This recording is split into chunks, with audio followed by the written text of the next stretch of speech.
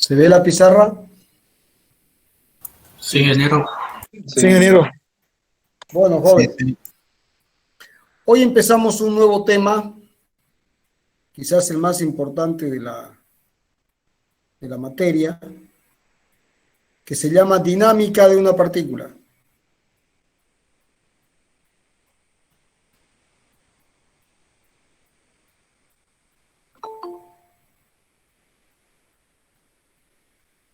O también dinámica del punto material. Bien. Bueno, empezamos con el punto 1, introducción.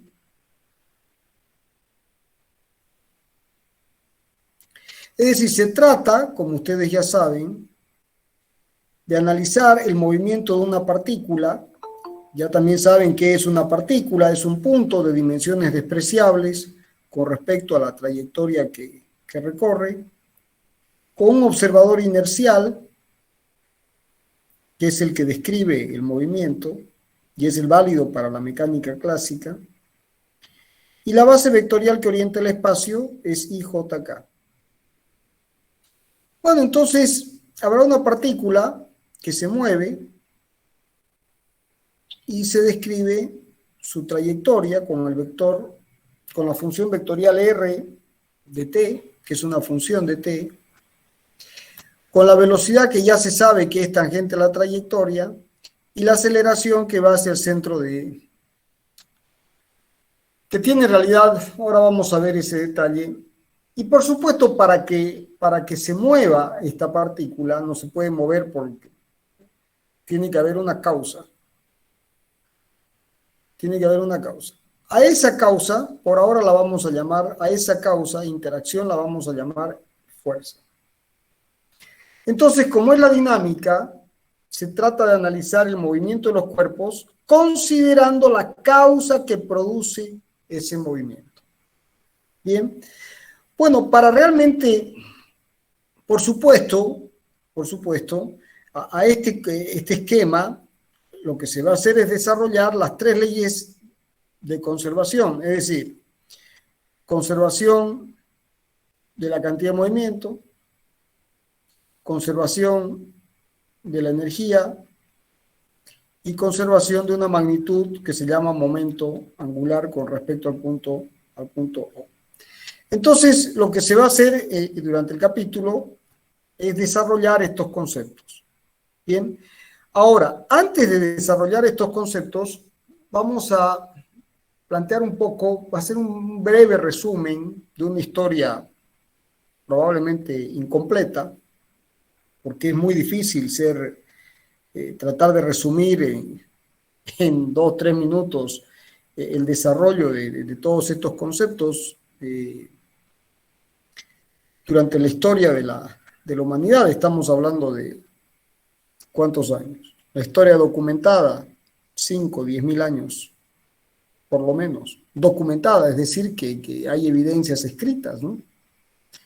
Las más antiguas, las tablillas cuneiformes, que se centraron más en las matemáticas, no hay en las tablillas cuneiformes o los papiros egipcios referencias a la dinámica, pero sí hay, por ejemplo, en los escritos griegos referencias a conceptos de estática, el principio de Arquímedes y varios otros conceptos. Entonces, para redondear, para concentrarnos en lo más importante, en realidad, la dinámica tal como la conocemos hoy documentada, en realidad se desarrolla a partir de algo, de un hecho muy, muy particular, que son las experiencias de Galileo. Que es muy importante que las entiendan, jóvenes, porque ahora van a ver por qué. O sea, Galileo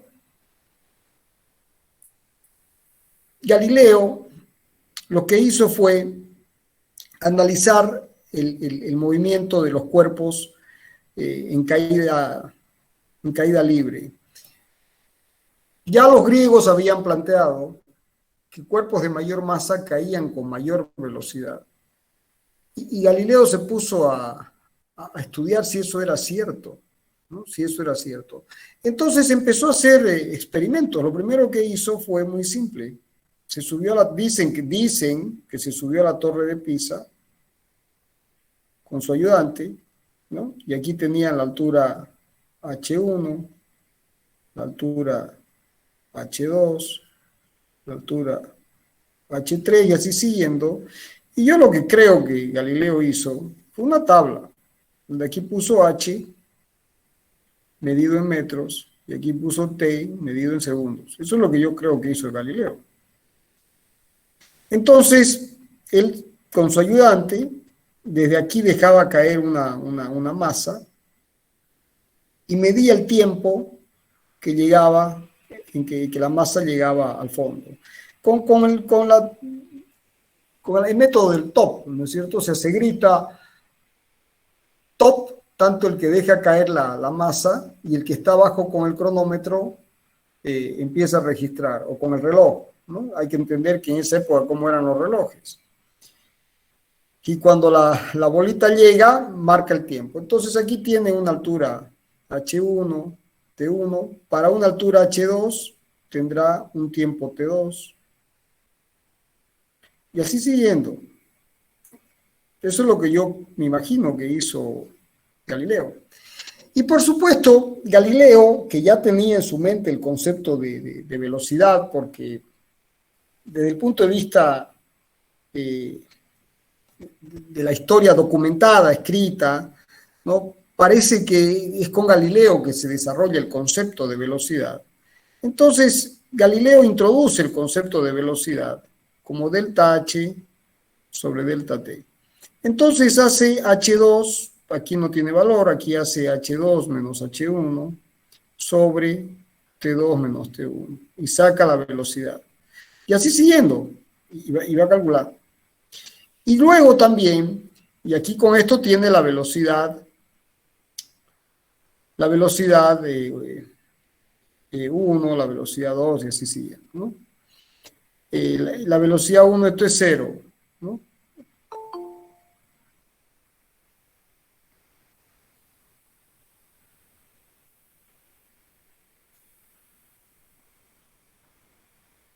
Esto es H1 sobre T1.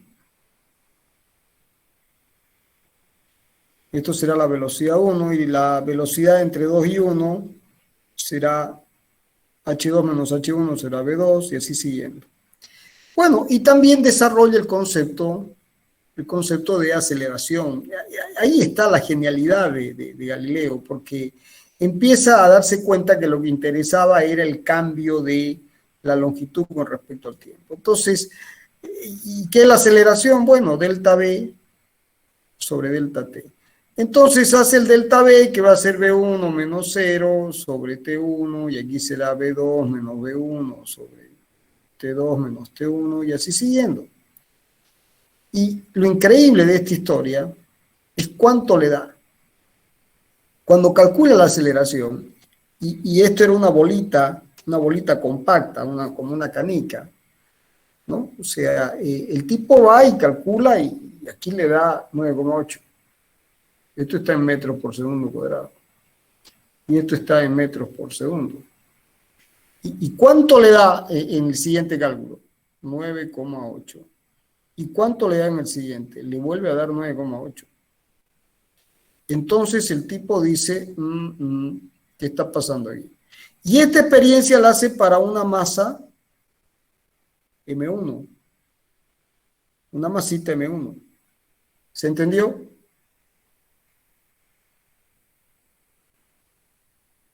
¿Se entendió, jóvenes? Sí, ingeniero.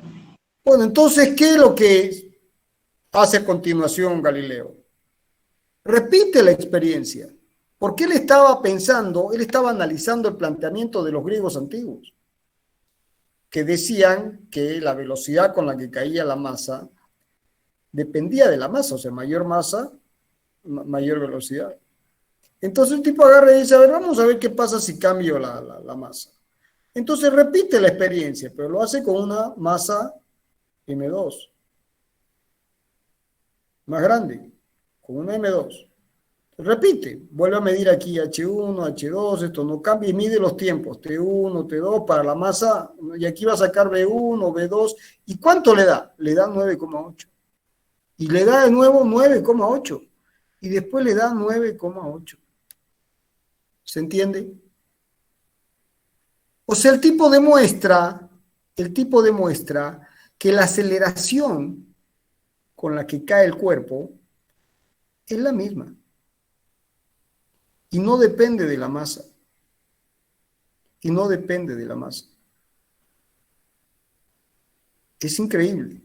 Entonces, después agarra, va y tira una plumita. Tira una plumita.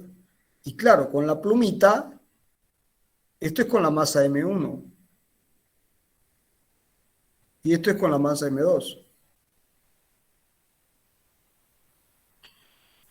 Y aquí tiene la pluma. Y con la pluma da cualquier cosa. Dan valores mucho menores. Dan mucho menores. Entonces, pero después vuelve a repetir la experiencia con masas compactas. Y le sigue dando 9,8 y 9,8 y 9,8. Entonces él agarra y hace el siguiente análisis. Toma el cuerpo y dice, hay una fuerza que atrae, que es el campo gravitacional. Claro, que en ese momento Galileo no sabía que existía el campo gravitacional. Lo estaba descubriendo. El tipo estaba descubriendo el campo gravitacional terrestre. Y tampoco sabía que valía M por G. Él solamente sabía que aquí había una fuerza que actuaba y que hacía que el cuerpo caiga, como cuando uno deja caer una pelota. Entonces, claro, el tipo dice, pero hay el aire, y el aire se opone. Entonces el tipo dice, el aire se opone. Entonces, cuando yo tengo una esferita, esta fuerza es muy pequeñita. Cuando tengo una esfera muy grande, esta fuerza es muy pequeñita también. La resistencia del aire es muy pequeña, pero si tengo la pluma, esto y con la fuerza y la resistencia del aire se equiparan. ¿Se entendió? Son del mismo orden de magnitud. Entonces ahí el tipo agarra y dice, y formula su postulado. Dice, todos los cuerpos en el vacío, o sea, saca el aire. En el vacío elimina la resistencia del aire. Por eso dice todos los cuerpos en el vacío, elimina la resistencia del aire. Y al eliminar la resistencia del aire, todos los cuerpos en el vacío caen ¿con qué? Caen con la misma aceleración. ¿Y cuánto vale esa aceleración? Y el tipo sacó que esa aceleración era aproximadamente 9,8 metros por segundo cuadrado. ¿Se entendió las experiencias de Galileo? Sí. Ahora, a partir de este tema, Galileo muere. Pero cuando moría Galileo, ¿quién nace? Nace Newton. Muere Galileo y cuando muere Galileo nace Newton. Entonces, Newton toma las experiencias de Galileo y postula, ya vamos a ver cómo se hace, cuento la historia, y postula por un lado que fuerza es igual a masa por aceleración. O sea que la fuerza es proporcional a la aceleración. Eso es algo que Newton postula por un lado. Pero ¿y de dónde lo hace? Lo hace a partir de las experiencias de Galileo. No es que al tipo se le ocurrió el tema porque sí. Toma las experiencias de Galileo. Toma las experiencias de Galileo y postula de que la fuerza es proporcional a la aceleración o la aceleración es proporcional a la fuerza. Y el factor de proporcionalidad que luego él introduce es la masa. Esto es lo que hoy se llama la segunda ley de la dinámica.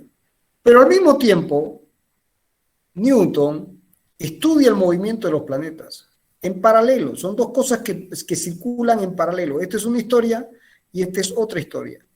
El movimiento de los planetas alrededor del Sol. Entonces estaba el Sol, aquí se mueve un planeta, aquí se mueve el otro, y aquí se mueve el otro, y así siguiendo. y se tienen las órbitas de los planetas. Bien, entonces Newton empieza a estudiar ese movimiento de los planetas, pero lo hace con las mediciones, con los resultados, con los resultados. O sea, Newton fue un afortunado de la historia, de la vida, porque lo hace con los resultados de las mediciones de Tycho Brahe y la interpretación de Kepler. Ya vamos a ver esto con más detalle. Resulta que había un astrónomo danés, Tycho Brahe, o Tycho Brahe, que se pasa la vida midiendo. Y el tipo registra el movimiento de los planetas. Y además tenía una habilidad para medir increíble. Era un tipo que con una capacidad para medir increíble. Entonces él fue midiendo la trayectoria de los planetas. Y su discípulo, que era Johannes Kepler, pero este tipo medía, pero no tenía habilidades experimentales. Era un tipo con una capacidad para medir increíble.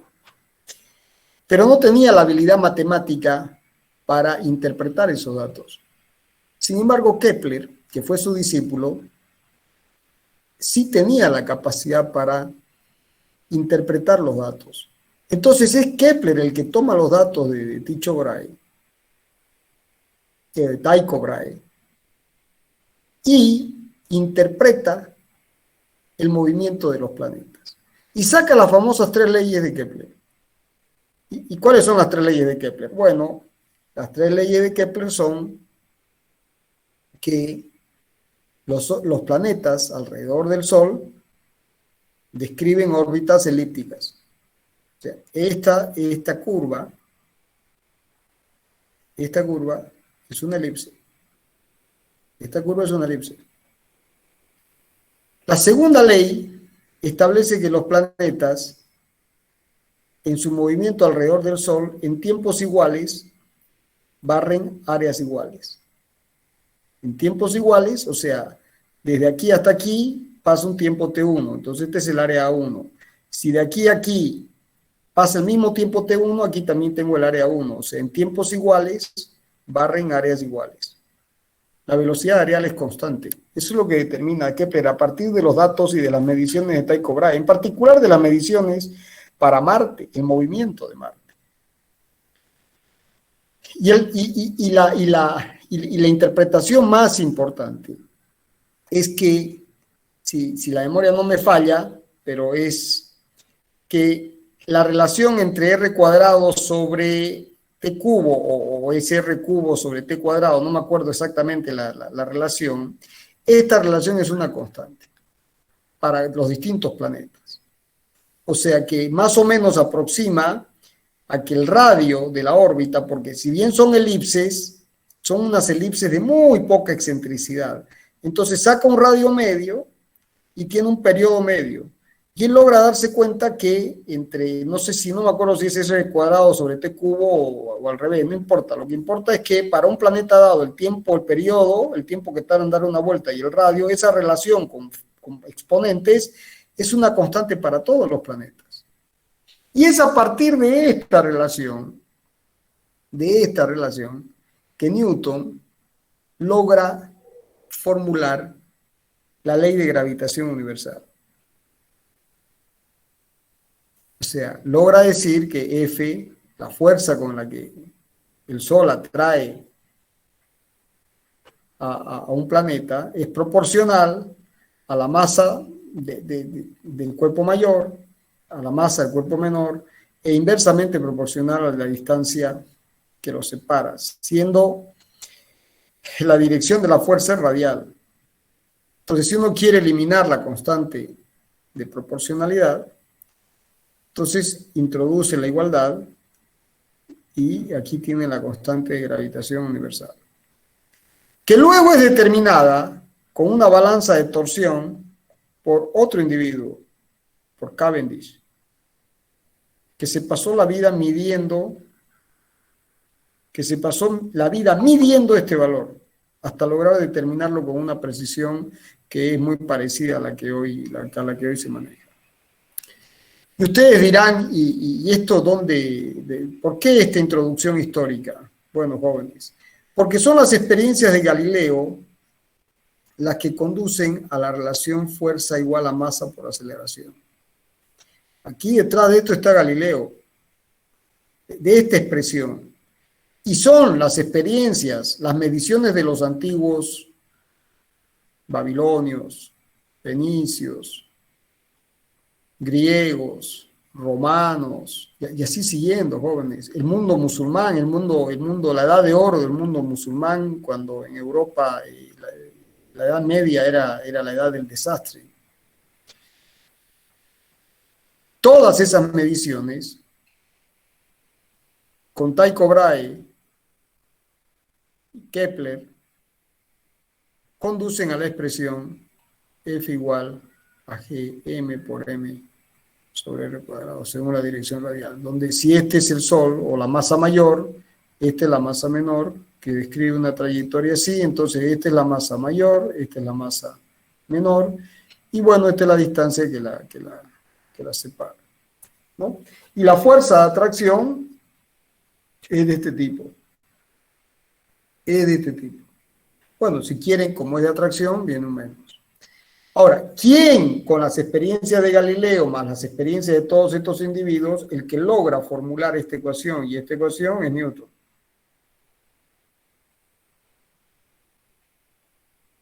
¿Se entiende? Pero de aquí viene lo más interesante, que cuando estas dos expresiones confluyen, al siguiente análisis, uno dice, esta es la Tierra, esta es la masa de la Tierra. Entonces, si uno tiene un objeto aquí, de una masa pequeña, y lo deja caer, cae con una fuerza. A esa fuerza se la llama peso. Es la fuerza, una fuerza particular, que es la fuerza con que la Tierra atrae un cuerpo. Entonces, uniendo estas dos expresiones, esa fuerza vale m por la aceleración. ¿Qué aceleración? La aceleración de la gravedad, la que determina Galileo. Y tiene que ser igual a esta expresión en módulo, igualando módulos para sacarnos encima los vectores. Tiene que ser igual, mg tiene que ser igual a g por m sobre, si este es el radio de la Tierra y esta distancia es h, r más h al cuadrado. Siendo esta distancia h. Bien, simplificando m, se obtiene el valor de g. Que g por m sobre r más h al cuadrado. Y luego, muchos años después, fíjense que aquí uno está asumiendo que la aceleración como un concepto de inercia, ¿no? Fuerza inercial y fuerza gravitatoria son absolutamente equivalentes. Entonces, muchos años después, viene Einstein y postula la teoría de la relatividad general. ¿Y qué es sobre qué está fundado esa teoría? Sobre la base de que el principio de equivalencia, es decir, que en un campo gravitacional A es igual a G. O sea, no existe forma de diferenciar la aceleración de la gravedad en un campo gravitacional cualquiera, el terrestre en particular. Es el principio de equivalencia. Entonces, fíjense que esta historia es muy simple. Es muy simple cuando uno la entiende, cuando uno la conoce. Increíble, porque son las bases sobre las que está sustentada la dinámica. ¿Se entendió, jóvenes? Sí, ingeniero. Sí, ingeniero. Bien. Entonces, vamos a empezar ahora, hecha la introducción histórica con las experiencias de Galileo y las experiencias que llevaron a la ley de gravitación universal, Vamos a ver ahora el principio de conservación de la cantidad de movimiento. Tal cual como se lo conoce ahora, claro. Ahora vamos a hacer una formulación académica, pero es bueno que se sepa de dónde vino eso. Entonces, principio de conservación de la cantidad de movimiento.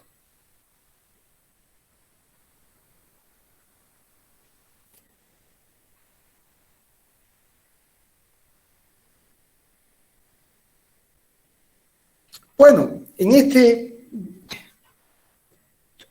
lo que hizo Newton para formular su ley fue definir una magnitud fundamental que llamó cantidad de movimiento, P. P es la cantidad de movimiento y es un vector. Y se define, es una definición, como el producto de la masa de la partícula por su velocidad. Entonces, si uno observa esta expresión, este es un vector donde el módulo del vector es el producto de m por b. La dirección del vector P coincide con la dirección del vector velocidad.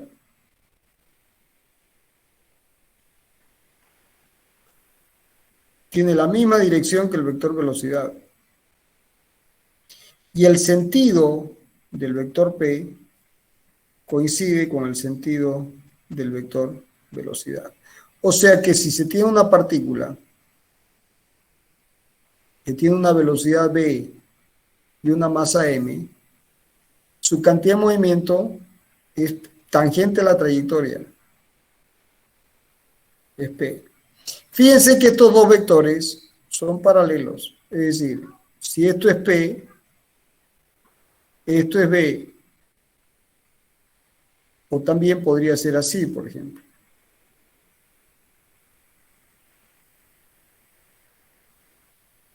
O podría ser así. Son vectores paralelos. En este caso, como P es más chico, M es menor que 1. En este caso, como son iguales, M es igual a 1. Y en este caso, M es mayor que 1. O sea, son vectores colineales, paralelos. Bien. Ahora, si la partícula se está moviendo, tiene una masa m y se mueve con velocidad v, Newton se puso a pensar y dijo, esa partícula no va a cambiar nunca su cantidad de movimiento. Nunca. ¿Por qué? Porque no hay que la haga cambiar. O sea, la única forma que hay para que cambie la cantidad de movimiento es que aparezca una acción externa, lo que hoy se llama una interacción. Si no hay una interacción, esa partícula se va a mover con esa cantidad de movimiento eternamente. Y si en particular su velocidad es cero, estará en reposo eternamente. A menos que exista algo exterior que haga que cambie ese valor, lo que hoy llamamos interacción o fuerza. ¿Cuáles son las unidades de la cantidad de movimiento? Son unidades de masa por unidades de velocidad. En el sistema internacional se mide en kilos por metro segundo y en el sistema CGS se mide en gramos por centímetro segundo. ¿Se entendió? Sí. Entonces, si se parte de la definición de que la cantidad de movimiento de una partícula es el producto de su masa por la velocidad, fíjense que se llama cantidad de movimiento a la combinación de masa con velocidad. Por ejemplo, yo puedo tener una petita yendo a una gran velocidad con una pequeña masa. Y esa cantidad de movimiento puede ser equivalente a la de un supercamión con acoplado que va con una velocidad muy pequeña pero que tiene una masa muy grande. Lo que interesa para definir la cantidad de movimiento es la combinación de masa con velocidad. No es solo la masa, no es solo la velocidad. ¿Se entiende?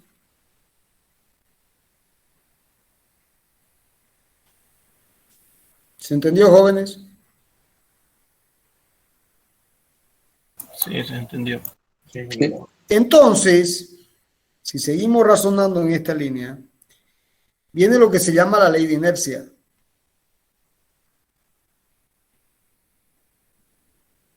¿Y qué dice la ley de inercia? Toda partícula que se encuentra en reposo tiende a mantener el estado de reposo. Toda partícula que se encuentra en movimiento tiende a mantener ese estado de movimiento, a menos que exista una interacción externa que haga que cambie. Eso es todo. En otras palabras, jóvenes, la ley de inercia, en términos matemáticos, establece que la cantidad de movimiento para una partícula aislada es una constante vectorial. Si la partícula está aislada, o sea, no interactúa con nadie, su cantidad de movimiento, ¿cómo va a ser? Tiene que ser constante y es una constante vectorial, o sea, no cambia ni en magnitud, ni en dirección, ni en sentido. Ese es el tema. Entonces, la ley de inercia no es otra cosa que P igual constante. Sí, todo como cuando uno lo aprende en el colegio, ¿no es cierto? Y que nunca, ni el profesor sabe lo que está explicando y uno tiene que estudiar. Entonces, y aprender de memoria. Entonces, el tipo dice, todo cuerpo que se encuentre en movimiento tiende a mantener ese estado de movimiento. Si el cuerpo se encuentra en reposo, tenderá a mantenerse en reposo. Si el cuerpo está con una velocidad v, tenderá a mantener esa velocidad v, a menos que exista una fuerza externa que haga que cambie ese estado de movimiento, una interacción exterior. En términos muy prácticos, simples, con una expresión matemática, la cantidad de movimiento de la partícula se mantiene constante si está aislada, es decir, si no interactúa con nadie, no hay cómo cambie su cantidad de movimiento. ¿Se entendió? Sí. Sí, ¿Todos lo entendieron? sí, ingeniero. Sí, ingeniero. Bueno, y esto es lo que se llama la ley de inercia, la primera ley de la dinámica. ¿Se entiende? Entonces, Newton, que ya manejaba los conceptos de velocidad, de aceleración, que aparecen en las experiencias de Galileo,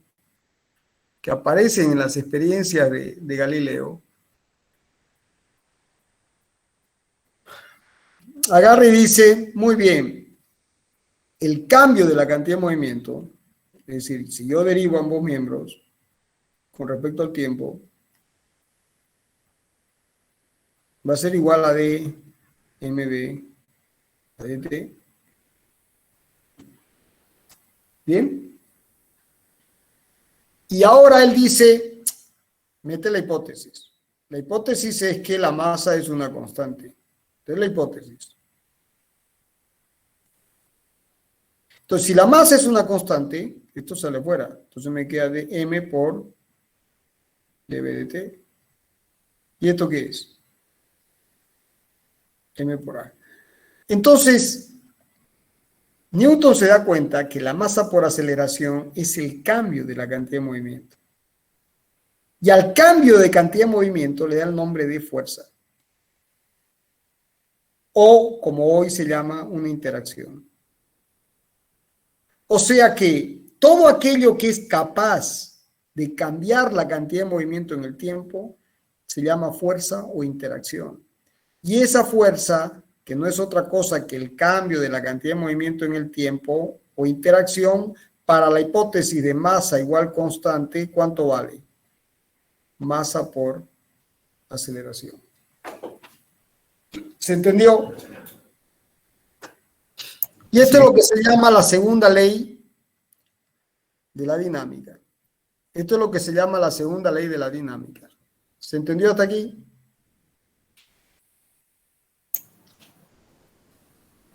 Sí, sí. Entonces, si ahora se analiza, fíjense que este vector fuerza, que no es otra cosa que el cambio de la cantidad de movimiento en el tiempo, para masa constante,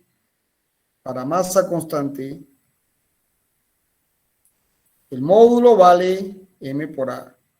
Y la dirección de F, ¿con quién coincide? Con la dirección del vector aceleración. Y el sentido de la fuerza, ¿con quién coincide? coincide con el sentido de la aceleración. ¿Estamos de acuerdo? ¿Y qué unidades tiene? Bueno, en el sistema internacional, las unidades de fuerza serán unidades de masa por unidades de aceleración, o sea, longitud sobre tiempo cuadrado.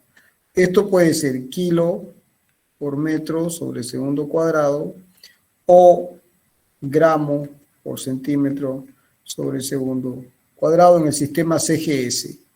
Bueno, y a un kilo masa por un metro por sobre segundo cuadrado se le da el nombre de ¿qué? De un newton. Y a un gramo por centímetro segundo cuadrado se le da el nombre de una dina. ¿Se entendió? Sí. Ahora, jóvenes, si yo tengo un kilo masa, ¿cuánto pesa un kilo masa? Un kilo masa, si lo pongo en una balanza, va a pesar un kilo fuerza. O sea, un kilo fuerza es lo que pesa un kilo masa. Y esto, por la segunda ley de Newton, tiene que ser igual a un kilo masa por 9,8 metros por segundo cuadrado. Porque ¿qué aceleración cuando actúa el peso? La atracción gravitacional. Y esto es un kilo por metro segundo cuadrado, es decir, 9,8 newtons. O sea, un kilo fuerza es igual a 9,8 newtons. Y se acostumbra en ingeniería redondear a 10. Y aparecen los múltiplos. Aparecen los más comunes, el kilonewton, meganewton, que son los más comunes. Newton, kilonewton, meganewton.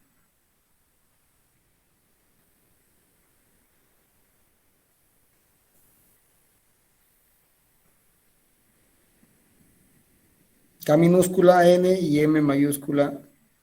Esto es 10 al cubo newtons y esto es 10 a la sexta newtons. ¿Se entendió?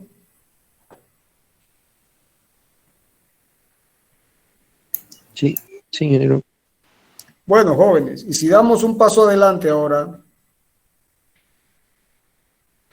y no se considera una partícula, sino se consideran dos, entonces se tendrá una partícula que se mueve de esta forma. Entonces, esta partícula tendrá una cantidad de movimiento P1 igual a su masa por su velocidad. Y aquí se tendrá una partícula con una cantidad de movimiento P2 igual a masa 2 por su velocidad 2. Entonces, si ahora yo considero esto como una unidad, como un todo, la cantidad de movimiento del sistema de las dos partículas será P1 más P2. Pero el sistema de las dos partículas está aislada, por lo tanto, dP a dt, ¿cuánto vale? Vale 0, porque el sistema está aislado. Y esto va a ser dP1 a dt más dP2 a dt. O sea que de aquí llegamos a la conclusión de que el cambio de la cantidad de movimiento en la partícula 1 es igual y opuesto al cambio en la cantidad de movimiento de la partícula 2. ¿Pero esto qué es? Por definición de fuerza o de interacción, esta es la resultante de las fuerzas que actúa sobre uno. ¿Y esto qué es? Es la resultante de las fuerzas que actúan sobre dos. O sea que se tiene el principio de acción y reacción. A toda fuerza que actúa sobre una partícula le corresponde una igual y opuesta sobre la partícula 2. El principio de acción y reacción. Entonces, fíjense que a partir del concepto de masa por velocidad, que es cantidad de movimiento, se puede deducir, primero, la primera ley de inercia, que para una partícula aislada su cantidad de movimiento es constante. No va a cambiar nunca. Segundo, si hay una interacción, a esa interacción se la llama fuerza, es el cambio de la cantidad de movimiento en el tiempo. Y para la condición de masa constante, esto resulta ser masa por aceleración.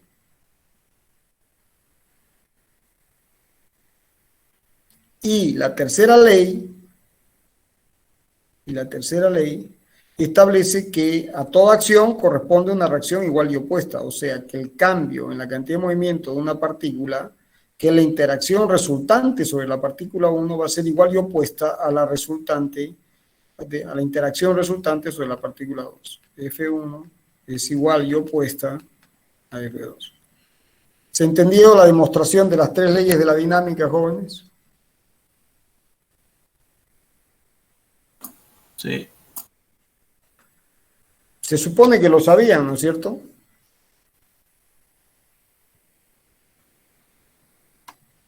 Sí, ingeniero. ¿Cuál es la diferencia entre lo que vieron en el colegio y en física 100 y esto?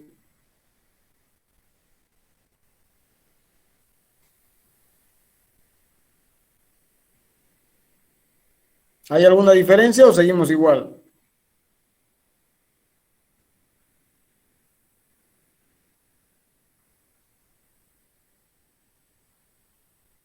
¿Están ahí, jóvenes?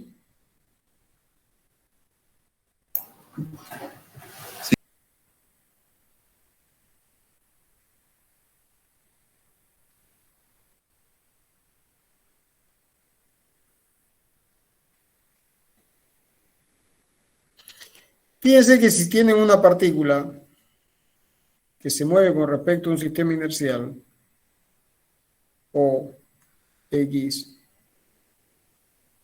y Z, y ese sistema está definido por la base IJK,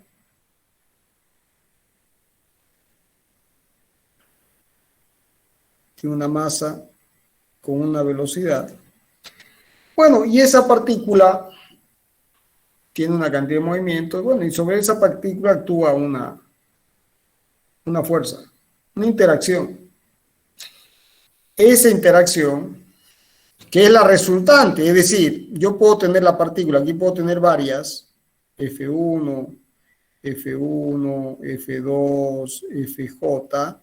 F es igual a la sumatoria de las FI, desde I igual 1 hasta N, es decir, esto es F1 más F2 más FJ, F sub I, Fn, perdón,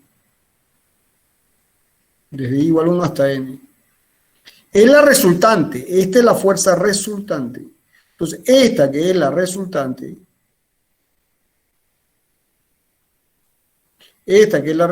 ¿cuánto vale? Por la segunda ley de Newton vale dP a dt. ¿Estamos de acuerdo? ¿Estamos hasta ahí? O Sí. sea que diferencial de P se puede expresar como F por diferencial de T. Y si uno integra entre un tiempo inicial y un tiempo final, y uno integra entre una cantidad de movimiento inicial y una cantidad de movimiento final, este integral es PF menos PI.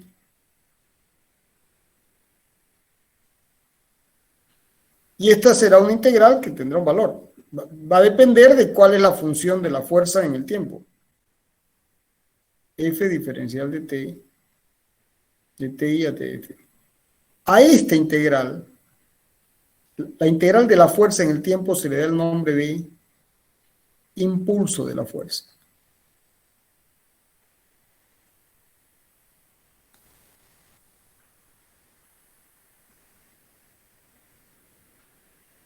Impulso de la fuerza F. O sea, I se denomina como vector I, vector impulso. Entonces, ¿qué es el impulso de una fuerza? El impulso de una fuerza es la integral desde un tiempo inicial hasta un tiempo final de F en un dt. Es un vector que fíjense que tiene la dirección de F. ¿Y su módulo cuánto vale? Bueno, el módulo será esta integral. Su dirección, la dirección de F, y el sentido de F. ¿Qué unidades tiene el vector impulso? Tiene unidades de fuerza por unidades de tiempo. O sea, Newton por segundo o Dina por segundo. No tiene un nombre en particular. Newton segundo o Dina segundo. ¿Estamos? Ahora, si uno sigue adelante con esto, miren esto que es muy importante. La cantidad de movimiento final, despejando de acá, va a ser igual a la cantidad de movimiento inicial más el impulso. Y este es el teorema de conservación de la cantidad de movimiento. ¿Qué dice el teorema de conservación de la cantidad de movimiento? Que la cantidad de movimiento de una partícula solamente cambia si hay un impulso exterior. Si no hay un impulso exterior, no cambia. Entonces, para un sistema aislado, hipótesis, sistema aislado,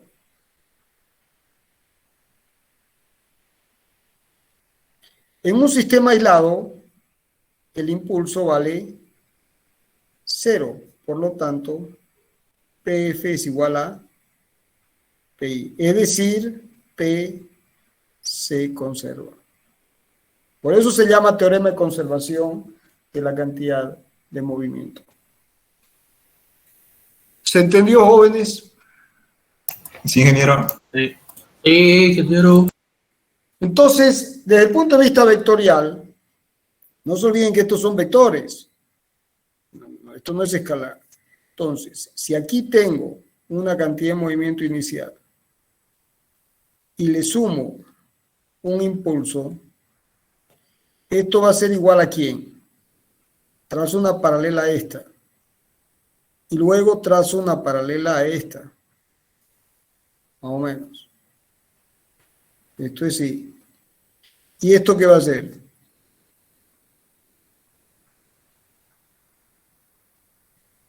Entonces, PI más I es igual a PF. ¿Se entendió?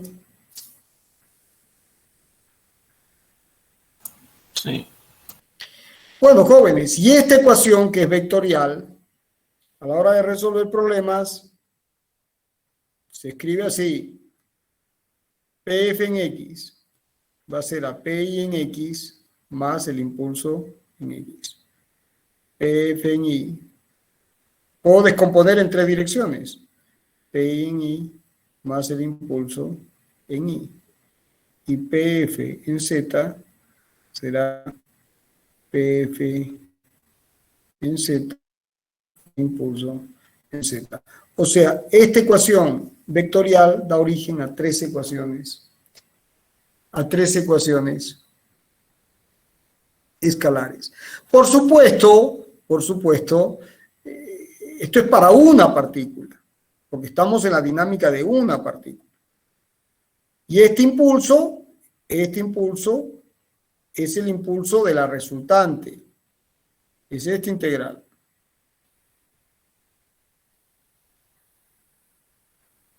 Siendo esto la resultante. Siempre es la resultante. ¿Se entendió? ¿Se entendió, jóvenes? Sí, ingeniero. Bueno, bien, la clase que viene vamos a dar la expresión de esta ley en distintos sistemas coordenados y luego damos conservación de la energía. Es clave que vayan estudiando capítulo por capítulo. ¿Ya estudiaron el capítulo introductorio? ¿Y cinemática de una partícula? ¿Y movimiento relativo? Se está acumulando, jóvenes. Se está acumulando. ¿Estamos? Sí, ingeniero. Bueno, nos vemos jueves. Y espero que para el jueves hayan estudiado los 3 primeros capítulos y esto que hemos avanzado, que es el concepto fundamental. Primero, de dónde viene esta historia. Y segundo, las 3 leyes fundamentales de la dinámica. Ley de inercia, La segunda ley, fuerza igual a masa por aceleración, o el cambio de la cantidad de movimiento en el tiempo. Y luego tenemos la ley de acción y reacción. Y cómo se definen las unidades, y lo más importante, cómo es el teorema de conservación de la cantidad de movimiento. Bien. Bueno, la clase que viene vamos a ver esto en coordenadas intrínsecas, vamos a ver con masa variable y luego damos conservación de la energía. Bien, nos vemos jueves. Listo, ingeniero. Hasta luego, ingeniero. Hasta luego, ingeniero. Es clave que vayan estudiando capítulo por capítulo. Si no van avanzando así, el jueves ya perdieron el tren. Es así de simple. Nos vemos jueves, ¿ya? Hasta luego, ingeniero. Hasta luego.